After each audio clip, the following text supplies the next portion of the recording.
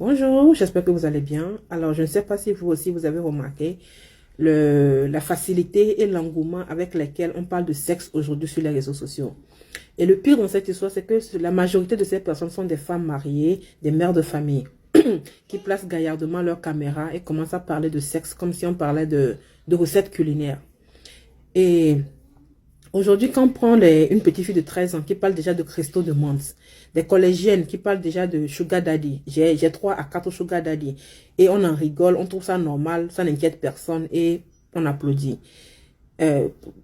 Parce qu'il y a eu des mamans, des femmes qui sont censées être celles qui éduquent, qui passent leur temps à faire croire, à inculquer à ces jeunes, à ces petites filles-là, qu'aujourd'hui, pour réussir, il faut être, que c'est le sexe aujourd'hui qui est la pierre fondamentale, la pierre principale de la réussite d'une femme. Que pour être une femme aujourd'hui, que pour réussir, avoir un mari riche, avoir un homme important dans sa vie, il faut être une bombe sexuelle.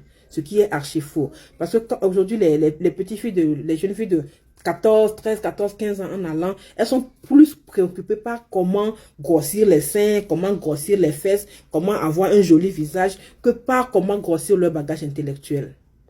Parce que pour elles, avec un joli corps, je peux avoir un homme qui en vaut la peine. Ce qui est archi faux. Parce que les hommes qui en valent la peine prennent des femmes qui en valent la peine. Et aujourd'hui, on peut le dire, c'est désolant de dire que la honte a fiché le camp en Afrique. Des Africains, je dirais.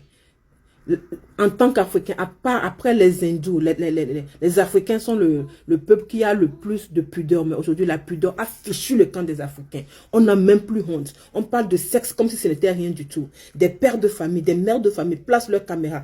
Parlent de sexe comme si c'était des pommes au marché. On parle d'hommes qui couchent avec des hommes comme si c'était rien du tout. On parle de femmes qui couchent avec des femmes comme si c'était rien du tout. On parle même de zoophilie, des animaux qui couchent avec des humains comme si c'était rien du tout. Alors qu'on oublie que sur les réseaux sociaux, il y a des enfants, il y a des mineurs, il y a des adolescents qui sont très influençables. On est en train d'inculquer du n'importe quoi à nos enfants.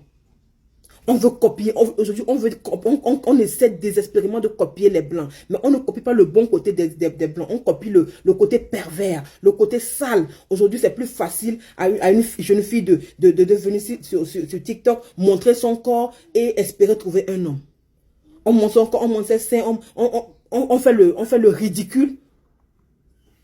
Comment voulez-vous que les hommes nous respectent? Si nous-mêmes, on a déjà tout montré. Si toi, une jeune fille, tu as déjà montré tout ton corps sur les réseaux, comment veux-tu qu'un homme te prenne au sérieux? Si toi-même, tu ne t'es pas pris au sérieux. Si pour toi, le sexe est ce qui fait une femme, comment veux-tu qu'on te prenne au sérieux?